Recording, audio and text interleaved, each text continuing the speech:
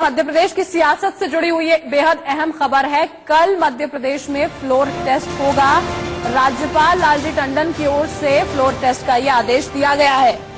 राज्यपाल के अभिभाषण के तुरंत बाद वोटिंग होनी है, जिसमें बहुमत साबित करना होगा कमलनाथ सरकार को। और ऐसे में बीजेपी जो लगातार मांग कर रही थी फ्लोर टेस्ट हो, कमलनाथ की तरफ से भी फ्लोर टेस्ट की मांग की गई थी, लेकिन 22 विधायकों के इस्तीफों से संकट में है कमलनाथ सरकार। ऐसे में बहुमत साबित करेगी कैसे, ये बहुत बड़ा सवाल है।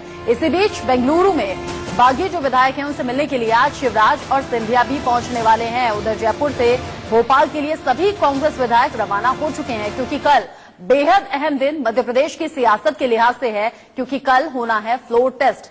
आगे बढ़ते हुए दो तस्वीरें अब जरा देखिए आप। कल शक्ति परीक्षण होना है, जिसके लिए अब भोपाल के लिए रवाना हो गए हैं सभी कांग्रेस विधायक। कमलनाथ सरकार फ्लोर टेस्ट में पास होगी या फेल, ये देखने वाली बात होगी। उधर जयपुर में ठहरे कांग्रेस विधायक भोपाल के लिए रवाना हो गए हैं। बिल्कुल, देखिए कल अभिभाषण के बाद ही फ्लोर टेस्ट यहां पर किया जाएगा। तमाम चीजें स्पष्ट कर दी यहां पर कर दी गई हैं कि ना तो विलंब होगा, न निलंबित की जाएगी।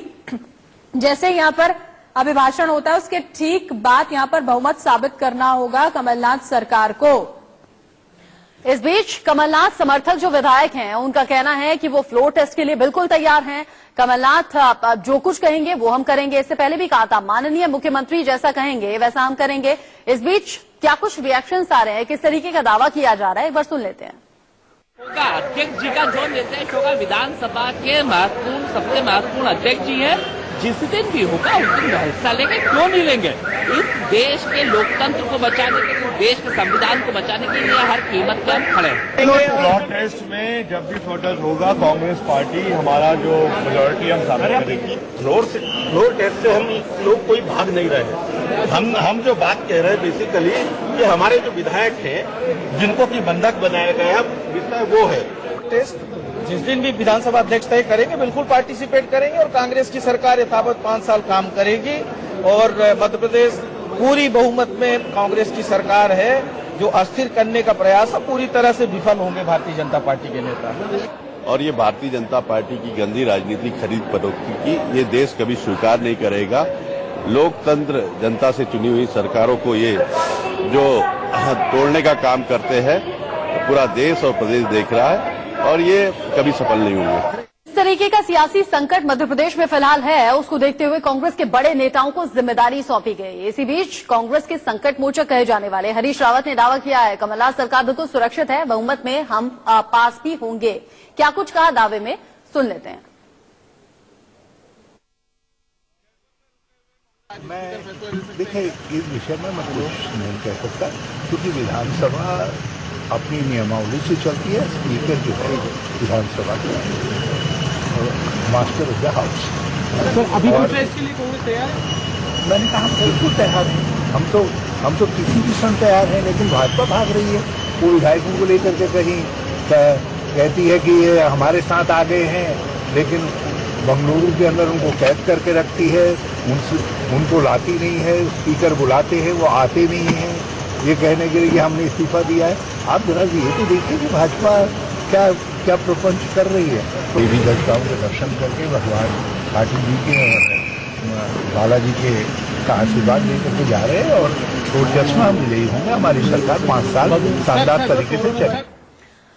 तो देखिए जो मौजूदा स्थिति रचना जिसकी हम बात कर रहे हैं, यहाँ पर हरीश रावत को आप सुन रहे थे, आरोप प्रत्यारोप का दौर जरूर जारी है। देखिए ये आपको हम दिखा देते हैं जरा। वो 6 मंत्री जो बर्खास्त किए गए हैं, मरती देवी हैं, तुलसी सिलावट हैं, गोविंद सिंह राजपूत, महेंद्र सिंह सिसोदिया हैं, 4 वो मंत्री हो गए हैं। उसके बाद प्रद्युम्न सिंह तोमर, डॉक्टर प्रभुराम चौधरी, जो 22 बागी विधायक जिन्होंने यहाँ पर इस्तीफा दिया था। उसके बाद ये 6 वो नाम थे जिनका इस्तीफा मंजूर यहाँ पर कर लिया गया, जिसके बाद जो बागी विधायकों की संख्या है वो 16 पर जाकर पहुंच जाती है। ये वर्तमान स्थिति मध्य प्रदेश विधानसभा की आपको बता रहे हैं। देखिए 230 विधानसभा सीटें हैं और उसके बाद 228 बचती हैं, क्योंकि 2 पर जो मौजूदा विधायक थे उनकी मृत्यु हो गई थी। देखिए बहुमत का आंकड़ा इसके बाद 115 पर जाकर पहुंचता है। कमलनाथ सरकार की मौजूदा स्थिति, कांग्रेस के पास 114 विधायक हैं और उसके बाद बीएसपी, एसपी और निर्दलीय के मिलाकर यहाँ पर जो बहुमत का आंकड़ा है वो छूती हुई नजर आती है। लेकिन रचना जो मौजूदा स्थिति है, अगर सारे विधायकों का यहाँ पर इस्तीफा मंजूर कर लिया जाता है तो बहुमत के आंकड़े से बहुत पीछे नजर आएगी यहाँ पर कांग्रेस। बिल्कुल, और इसमें अलग अलग समीकरण भी बन रहे हैं बरखा, जो कि दर्शकों तक पहुंचाने बेहद जरूरी हो जाते हैं। 121 का आंकड़ा अगर कांग्रेस के पास है, जिसमें से 22 विधायक इस्तीफा दे चुके हैं, तो बचते हैं 99, और बीजेपी के पास ऑलरेडी 107 है, मतलब बहुमत के करीब है बीजेपी, बहुमत बीजेपी के पास है। ऐसे में कमलनाथ बार बार दावा कर रहे हैं कि बहुमत वो साबित कर देंगे। कल फ्लोर टेस्ट में क्या होगा, इस पर भी निगाहें होंगी। लेकिन ये जो दूसरा समीकरण बनता है वो ये कि 228 जब कुल सीटें हैं, 6 जो बर्खास्त कर दिए गए विधायक हैं, तो बचते हैं 222, यानी कि बहुमत साबित करने के लिए आपको 112 आपके पास गिनती होनी चाहिए। लेकिन फिलहाल गिनती जो है 6 विधायकों के बर्खास्त होने के बाद 115 है कांग्रेस के पास। ऐसे भी सेफ है कांग्रेस, लेकिन बाकी जो विधायक हैं वो अगर बागी नहीं होते हैं, वो अगर अभी कांग्रेस का साथ देते हैं, तब कमलनाथ सरकार सेफ है। ये तमाम वो समीकरण बन रहे हैं जो एक एक करके हम आपको दिखा रहे हैं। किस स्थिति में क्या हो सकता है, ये फिलहाल की दशा और दिशा तय करेगा। ऐसे में कल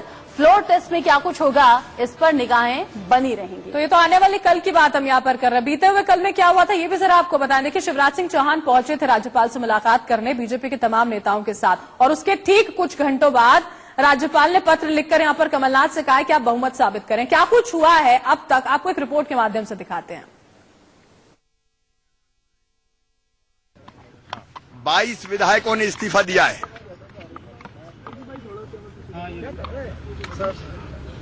और उन्होंने अनेकों बार ये स्पष्ट किया है,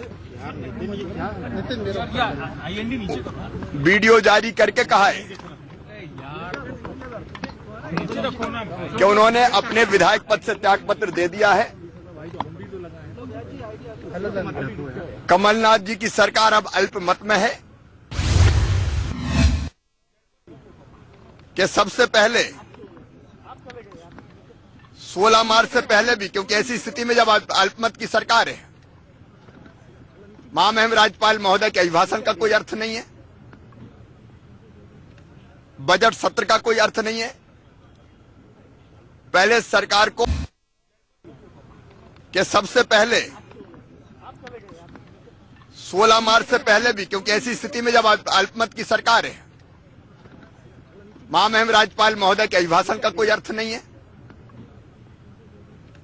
बजट सत्र का कोई अर्थ नहीं है। पहले सरकार को विश्वास मत प्राप्त करना चाहिए, और इसलिए बजट सत्र के पहले, राज्यपाल महोदय के अभिभाषण के पहले